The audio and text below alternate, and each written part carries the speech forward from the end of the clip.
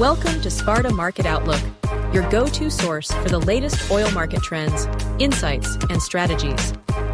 In this podcast, Sparta's team of analysts and experts break down complex market information into actionable, forward-looking insights, helping you make informed decisions in a volatile market. For traders who want to anticipate future pricing trends and seize opportunities before their competition, Sparta provides real-time, actionable market intelligence. For more information about Sparta or to book a demo, visit our website at spartacommodities.com.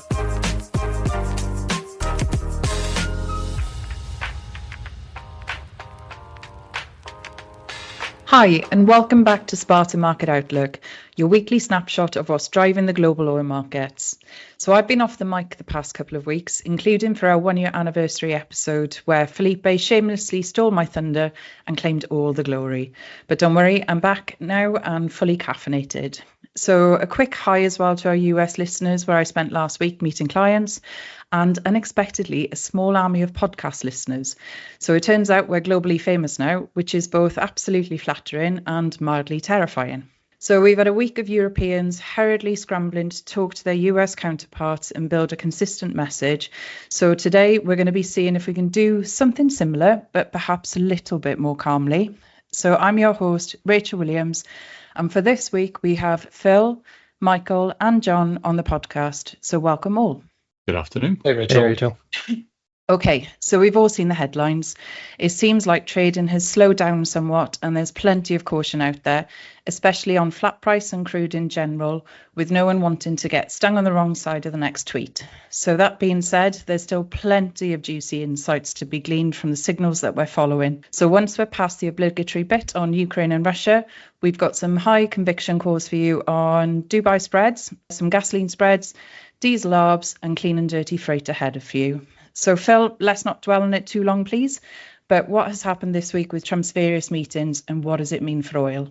Perfect. Yeah. So Ukraine, Russia, I think can be summarized quite quickly with so much news but actually very little kind of concrete conviction or action just yet. There's been a lot of momentum, I think we could summarize that with. It's obviously kind of Trump is focused on this right now. So lots of things are happening very quickly, but actually the potential for very short-term kind of progress seems limited for now. I think progress measured in terms of news headlines has been relatively strong, but in terms of practical overcoming of certain hurdles, we have still wait and see on that.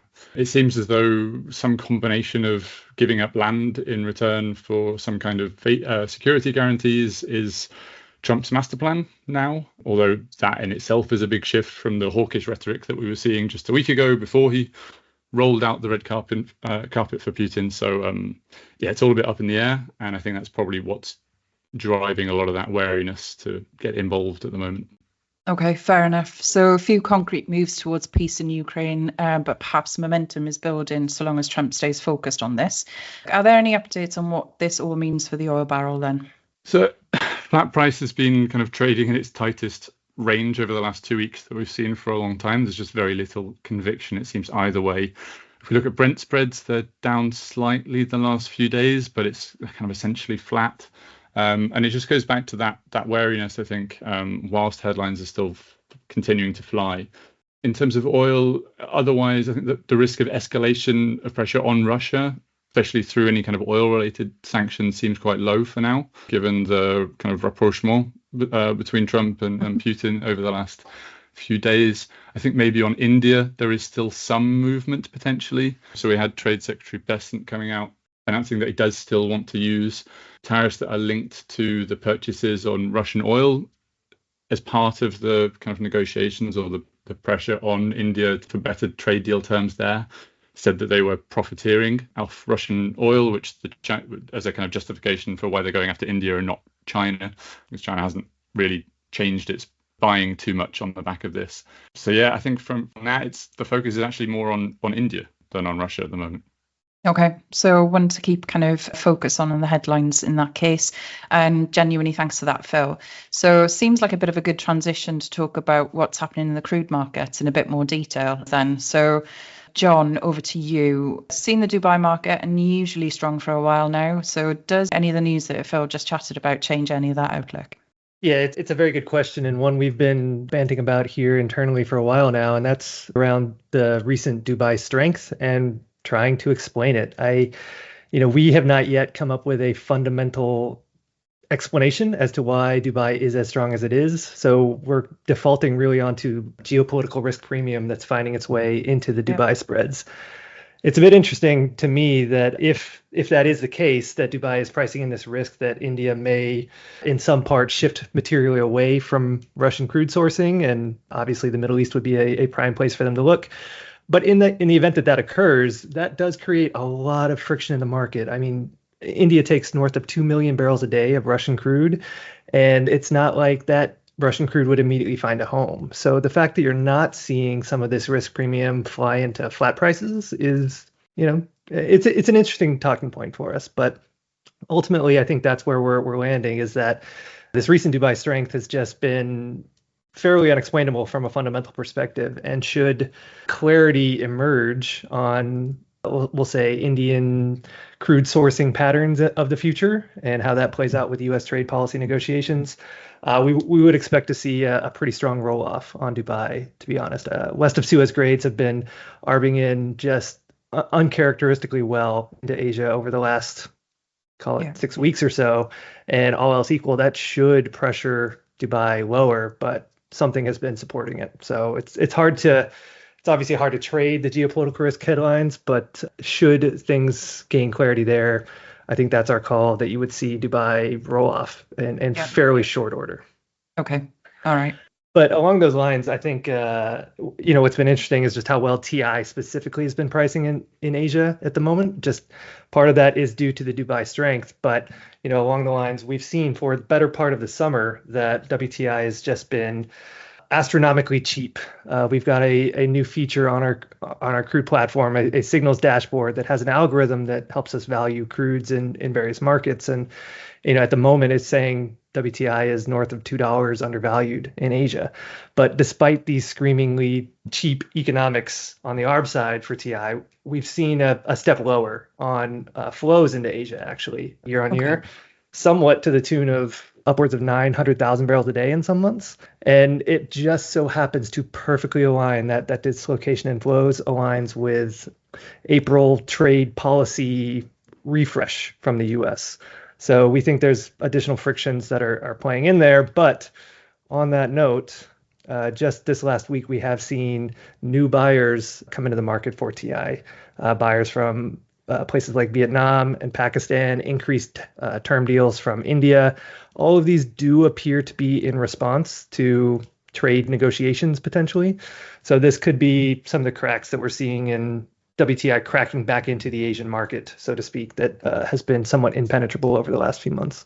Okay, interesting. So look, you mentioned the new buyers for TI emerging. Have we seen that show up in any of our other data through the platform? And actually, how's TI faring globally? You talked about kind of Asia, but what about the rest of the world? Yeah, I mean, I think this is a very interesting week to talk about that. Really, what we've seen is remarkable in the movement on MEH prices. That's Magellan East Houston WTI pricing. Coming into last week, MEH was sitting at about 80 cents versus WTI in Cushing, and it touched as high as $1.40 yesterday. So almost doubling in the span of about a week. There's probably a whole host of factors that are driving that, but certainly new buyers entering the market and pulling strong volumes could certainly be playing a role there. But I think broadly speaking, outside of just the MEH move, that was something that we were saying MEH was too cheap for a long time, and that you needed to see a correction. But it might be possible that we got too much of a correction too quickly. And the reason I say that is, we talked about WTI appearing exceptionally cheap in Asia and very workable there, but other issues perhaps are holding back buyers and flows in that direction, meaning that TI is disproportionately leaning on the European market to clear volumes. And with U.S. turnaround season coming up in the next few months, there's going to be excess TI that needs to clear. And so we're watching Europe very closely to see how it's going to work there. Our signals dashboard has been flipping back and forth for TI into Europe all week. The obviously paper spreads, TI Brent, upwards of $3.90 at this point, are working hard to ensure that ARB remains open.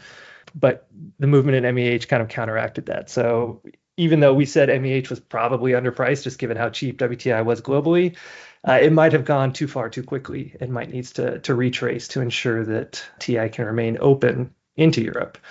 Okay. But one thing along the lines there of how TI is going to fare into Europe is the freight side. So I'm glad we have Michael on the call today to get his perspective on TD25, as that's been providing some support for TI into Europe. But Michael, what do you see coming there? Hey, John, thanks. So yeah, WTI has done quite a bit of work recently, as you say. And maybe 3 weeks ago, the US Gulf Coast AFRAs rallied hard and really priced WTI out of Northwest Europe.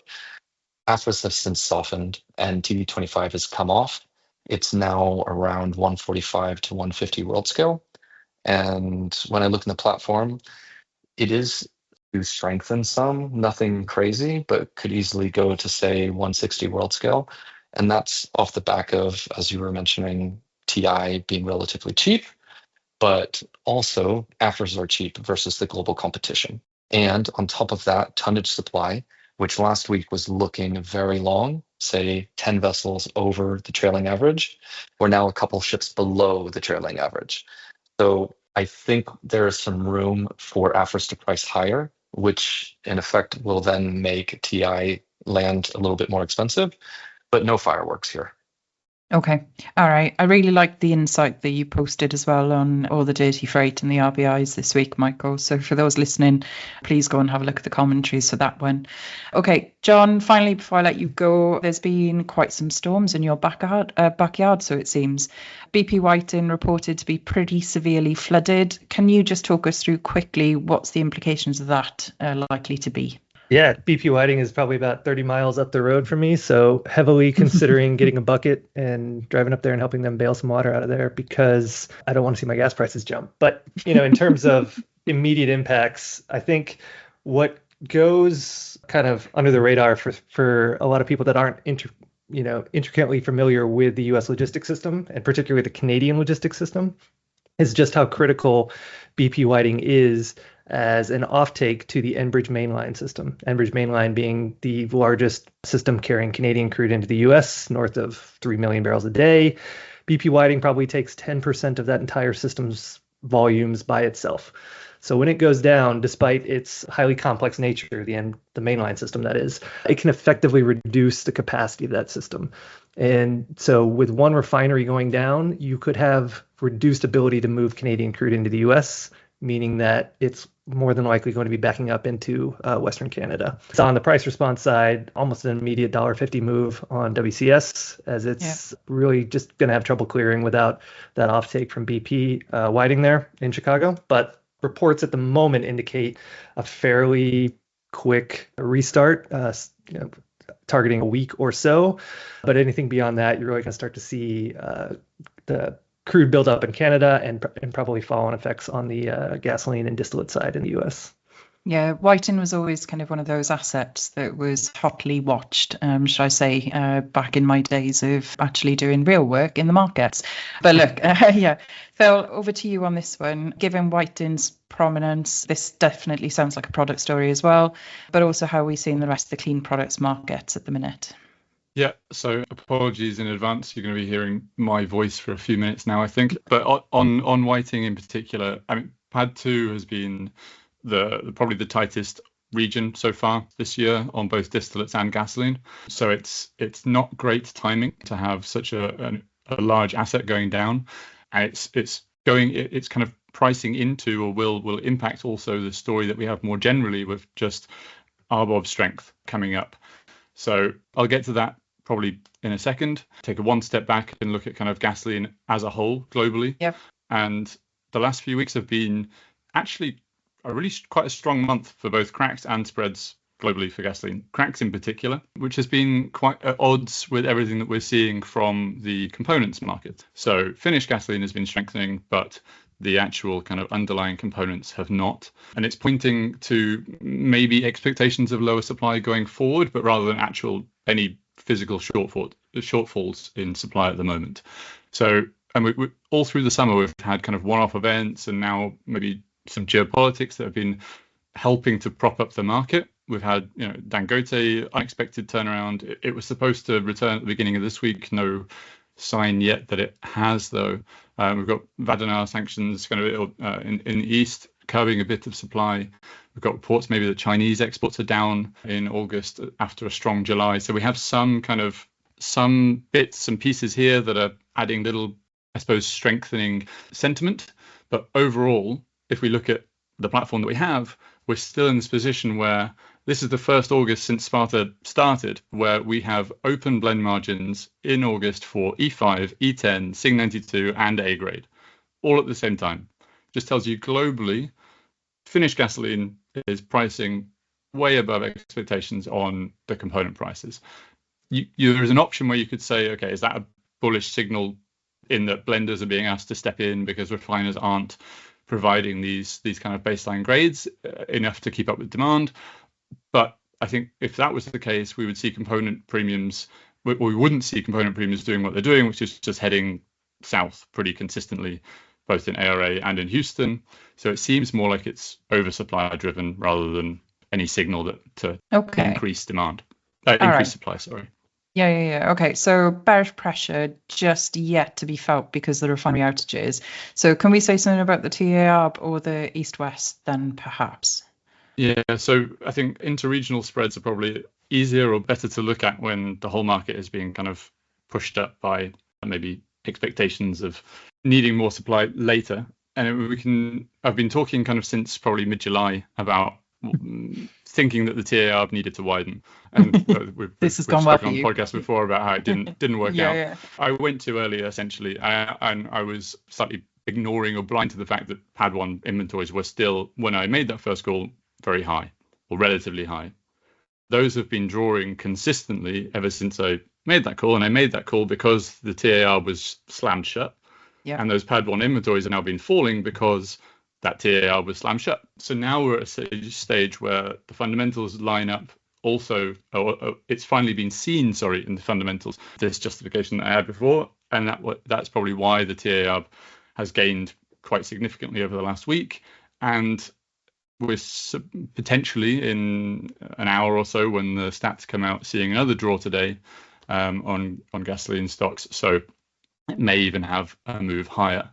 If we look back at the actual RBOB out in the gasoline dashboard that we have, we're still 2 or 3 cents per gallon away from making even the refiner margin work for September arrivals, mid-September arrivals. So we're still 2 or 3 cents per gallon away from making even the refiner margin work on that route.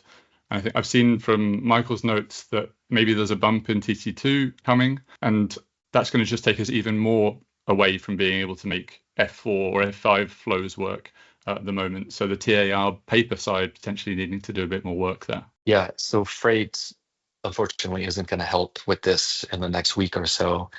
So roughly 10 days ago with TC2, when it was trading between 95, 100 world scale, a lot of the ARBs loading out of Northwest Europe were open, including that TA ARB into New York, but also into Montreal, and gasoline into LATAM was also open. And it was open into offshore Lome, where we've seen a lot more cargoes getting fixed over the last month or so.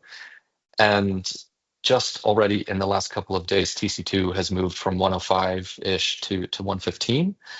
I think that it could go a little bit higher, maybe 120, 125, but then it's going to peter out because these ARBs that are driving this move higher in TC2, they were open 7 to 14 days ago, but they're already shut again. So even when freight moved from 95 to 105, it impacted those ARBs negatively. And now at 115, they're all shut.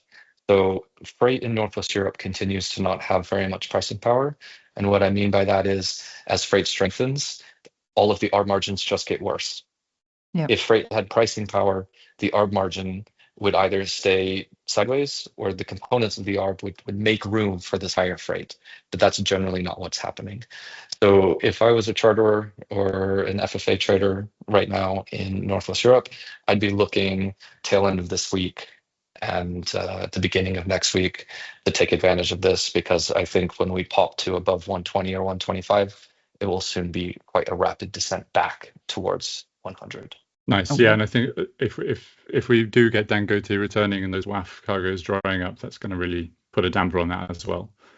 I think just finally, we did expect the East-West to appreciate in August because we saw a lot of bearish pressure on EBOB, and maybe Sing 92 was looking a little bit stronger.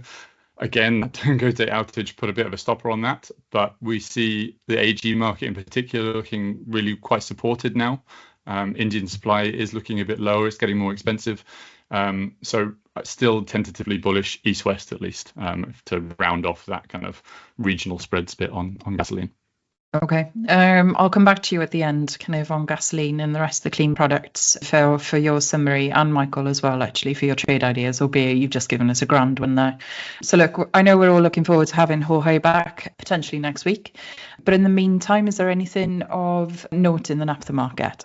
Yeah, and the first one of those is still gasoline related, really. It's GasNap. So GasNap has been holding pretty steady recently, but refinement premiums have really lost any kind of upside that they had a little bit at the beginning of August, and they've dislocated from the paper again. So throughout one of the stories of 2025 has been this dislocation between the kind of the paper GasNap and the refinement premiums. And if we're expecting that maybe to continue into Q4 with no reason that it shouldn't, then maybe we're even looking to kind of dust off some of those reformer econs calcs that we maybe haven't had to look at for a few years because it's just been a bit of a no-brainer. But going into how we're pricing into Q4, at least, it looks as though those econs might even be pressured quite soon. Okay. On the petchem side, it's a slightly different story. There is more support, it seems. The market has kind of calmed down from that organic chloride contamination story that we had at the beginning of the month, and now ARBs east out of the Med are largely open again from September, helped by a recovery in cash diffs in Asia. There's a new 950 KT cracker in Vietnam that started up this month. So that's an interesting development, given that there are also kind of reports at the same time of more pressure, both economic and political, on some of the crackers in South Korea. So maybe a bit of a shift in the petchem market in Asia there. And finally, the ARBs into Northwest Europe are shut across the board. So that ties back to the poor state of the components market in ARA. But we're still in a relatively supported level for European naphtha.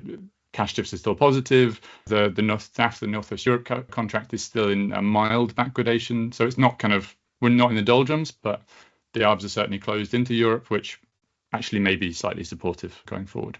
Fair enough. Looking forward to having Jorge out in APEC as well, actually, where we'll do a bit more of a deep dive with naphtha and Petchems and some of the clients out there. Okay, Phil, take a sip of water. I am going to ask one last one from you, I promise, but you are on the hook for distillates as well. So we've been missing James's, how can I put it, slightly bullish outlook this month. And I think Neil was actually quite bullish last week as well. So are you going to continue the trend? From a relatively weak-ish point that we are at right now, yes. So the prompt gas oil spreads are near flat, and they narrowly avoided contango last week. Barge diffs are near flat. Prompt sales prices are in the single digits. And for now, I think kind of this second half of August, early September maybe, still mostly second half of August, still being weighed down by some larger vessel arrivals out of the east of Suez. And those ARBs out of the east of Suez are going to be very important through the rest of the year, I think. So we've had largely closed ARBs on those routes, actually both from the east of Suez and from the US into Europe since about mid-July. So all through the last month or so, we've had these closed ARBs into Europe, which when we start to look at the September contract and September expiry, might actually start to provide a little bit more support. So once we get into September, those ARBs are drying up. Sept-Oct is still trading at about +4, which is definitely has room, I would say, for some upside over the next couple of weeks as the market starts to see those shortfall in barrels arriving into Europe on the back of those closed ARBs that we've had. If we look kind of at the Atlantic Basin in its kind of slightly in isolation, I think the HOGO is a tricky balancing act right now. We mentioned obviously Whiting being off now for a bit. Pad 2, Pad 1 distillate stocks are low. They're back into the 5-year range, but they're still low. So I don't think the HOGO is going to be pricing necessarily to divert these east of Suez barrels into New York. But overall, I think when we look at the Gulf Coast into New York, into Northwest Europe ARB, that maybe doesn't have the power that it had previously, or has otherwise had, on account of the fact that Russian outflows are seen as very low in August. They're probably going to be low in September again.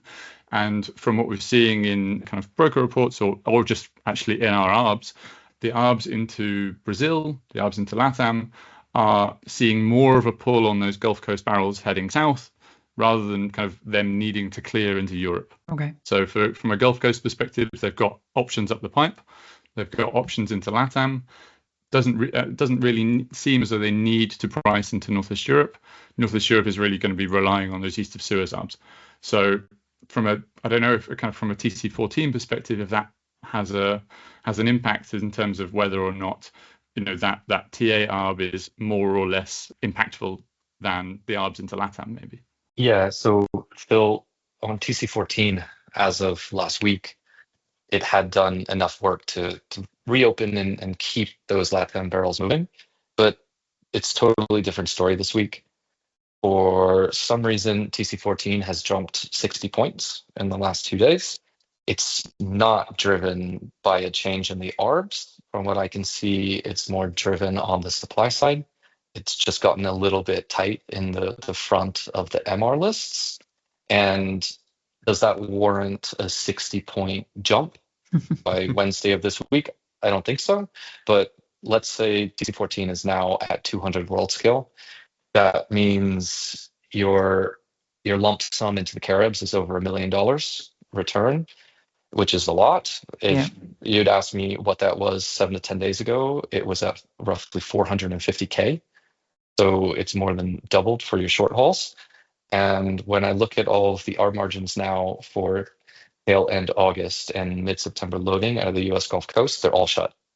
So we're right back to where we were roughly 3 weeks ago in the US Gulf Coast freight market, where freight at 200 world scale just destroys your demand economics.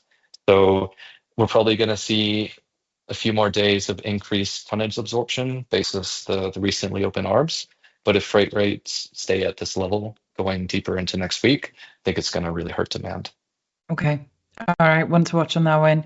So Phil, last but not least, sounds like your Atlantic Basin is quite tight then overall throughout the rest of the quarter. So what does that mean for the East-West from here? Yeah, so I mean, if you'd asked me last week, I would have said it was nice and bearish for the East-West. We needed to pull those east of Suez barrels more consistently into Europe and potentially even beyond. But if we look right now, we've had a kind of $4 or $5 move on the East-West already in that direction. And sales prices, as I mentioned, haven't been fantastic in Europe, but they have fallen actually slightly in Singapore, which has moved those swing AG West Coast India ARBs to point firmly at Europe now, actually even via the Cape.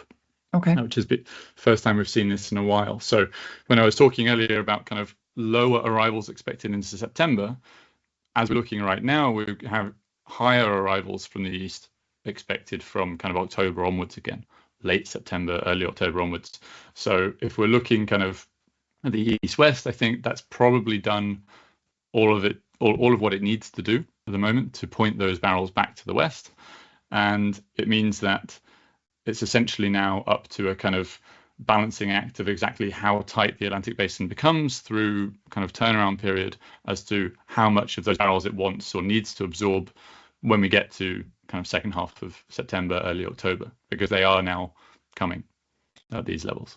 Okay, maybe one for next week then. Let's kind of just do a bit of a round robin about kind of maintenance peaks and where does that look? I'm conscious that when you were talking about kind of the October, when do we start booking ships against that coming around the Cape?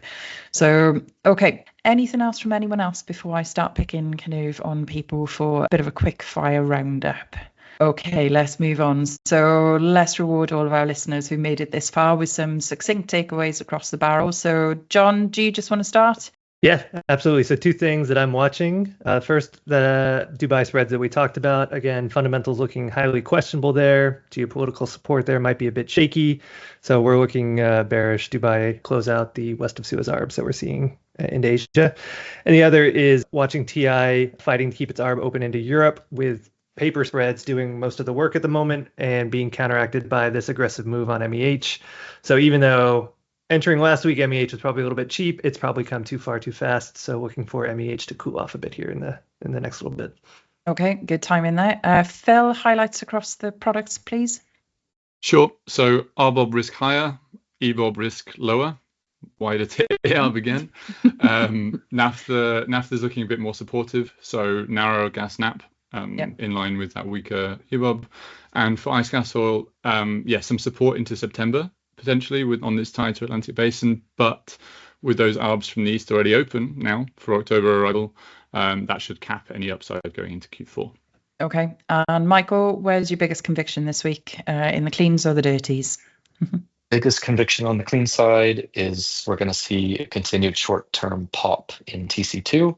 So if it gets up to 125 world scale over the next week, I think you take advantage, because by then the next week, we could easily be back to 95.